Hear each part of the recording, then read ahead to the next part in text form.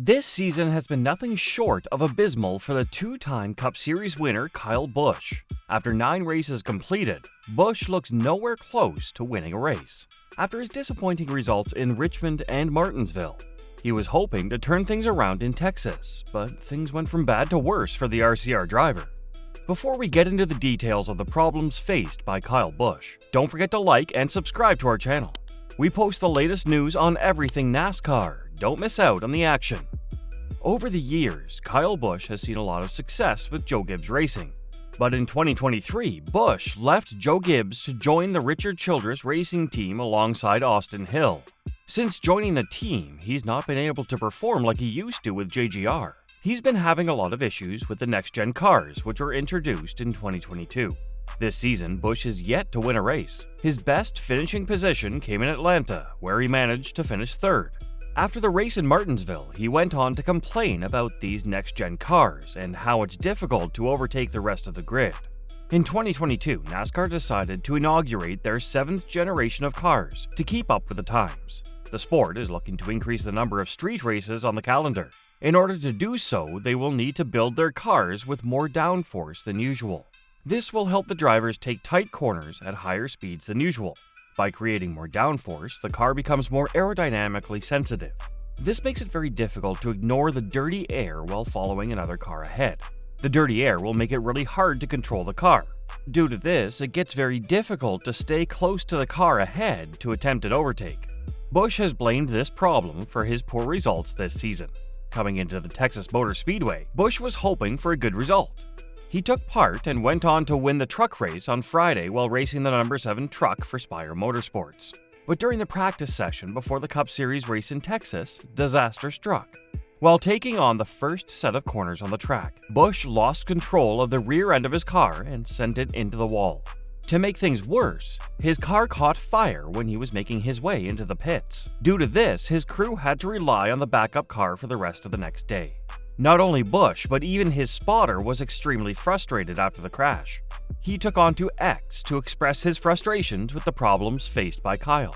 Here's what Busch had to say before the race in Texas. Impossible, but not near impossible. So we'll see. I don't know, it's just hard to pass here. And you know, long runs take shape, and if you can't get yourself through traffic, you can go a lap down in a hurry. Have a long day, he told Bob Palkris. Here's what the fans had to say after his crash in practice. Ran out of talent, one fan wrote. RCR really struggling, another fan tweeted. But I thought you were the best, KB. Maybe stick to racing kids in the truck series, one fan wrote. Due to his crash, he had to start from the back of the grid in 35th position. However, he had a comparatively better race on Sunday. He went on to claim 9th position at the checkered flag. As it turned out, the problem faced by Busch during practice was faced by a number of other drivers in the race. The 2024 Auto Trader Echo Park Automotive 400 had a total of 16 cautions during the race. A lot of drivers lost the rear end of their car and sent it spinning into the wall. This led to the conception that the problem was with the track itself. But how did this track become so difficult to drive on? In 2015 and 2016, the race in Texas was delayed due to heavy rain. In an attempt to create a better drainage system, the track announced that they would repave the asphalt and install a new drainage system to avoid such delays. They also reduced the banking in the first couple of corners. In doing so, the cars would have to brake before approaching those corners, as there's no banking to give them that extra support as they face the high G-force. This change was introduced to increase the overtaking chances at the corners. The track president gave the following statement in regards to these changes. It's going to cause the teams to have to slow down in turns 1 and 2, and perhaps brake, and what that does is it creates the opportunity for other cars to pass. Changing and reprofiling the racetrack is to create better competition, more passes, things of that nature.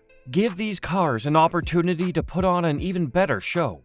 In trying to make the track better for racing, they actually made it worse. The new asphalt gives almost no traction for the cars on the track. On April 2017, the cars went and took on the Texas Motor Speedway for the first time after the changes. Even before entering the track, Chris Buescher knew that there would be several issues with the new track. I'll be curious to see the brave soul who will go on track first today, Chris Buescher said before the first practice session. It won't be me. Eventually, almost all the drivers spun out of the track. "This baby is ice," Denny Hamlin radioed to his team after he spun during practice. "No grip at all. Show engaged." The next year, Texas hosted one of the most boring NASCAR races. Afterward, Chase Elliott blasted Texas as a really frustrating racetrack ever since they ruined it 2 years ago, and added, "I don't know what genius decided to pave this place or take the banking out of turns 1 and 2, but not a good move for the entertainment factor in my opinion." By taking the banking out in the first 2 turns, the drivers had to slow down a lot more than they had to before. While this was made to increase the chances of overtaking, it took away the thrill of racing in high speeds. And due to the slick track due to the replacement, the cars were unable to get enough grip before the corners to overtake. After the 2018 race, the track officials needed to figure out a solution and make the track better. Hence, they leaned on the VHT, an application of a traction compound. This helped the track regain some of the traction it had lost while applying the new asphalt. However, after a year, the track started developing another problem. Due to the application and removal of the traction compound, the track developed a number of stains. Whenever the car went on these stains, it was near impossible to control the resulting spin. With the issues with the track unresolved, the race in Texas saw a massive decrease in attendance. In 2022, Texas hosted the All-Star Race. That race was deemed as one of the worst races in the history of the sport. Here are the reactions from the drivers after the race. Kyle Larson: "I would like them to demolish this place and then start over from scratch." Ryan Blaney, who won the Texas All-Star Race: "You can ask anyone in the garage and they're going to tell you the exact same thing. This place used to be amazing, just like Atlanta, and now we've lost both of them. Atlanta was reconfigured into a super speedway." Hamlin: "They just really tried to get creative and build something different, but different is not always great. The design of it just doesn't match what we do." Last weekend, we saw 16 cautions thrown during the race in Texas. It's very clear that the changes that were made to the track since 2017 have not been working. From what it seems, the Texas Motor Speedway will never be the track it once was. Like Kyle Larson said, the only way to revive the track is to demolish it and rebuild it from scratch. The problems of this track, along with the NextGen cars, gave a lot of issues for the drivers during the race. Given that RCR is the team that are suffering the most with the new gen cars, Kyle Busch got the worst of it during practice. He was quite lucky he didn't face much issues during the race itself. With another 17 races left in the regular season, Kyle is yet to qualify for the playoffs. This season is one of the worst starts in his career. There's no doubt that he will be hoping that he and his crew will make some breakthrough in the next few weeks to unlock some performance in his car.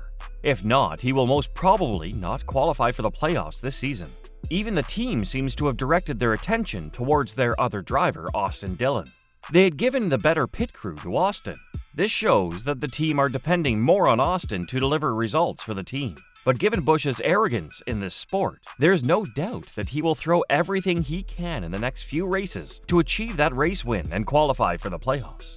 Do you think Kyle Busch still has the pace in him to qualify for the playoffs? Post your thoughts in the comments section below.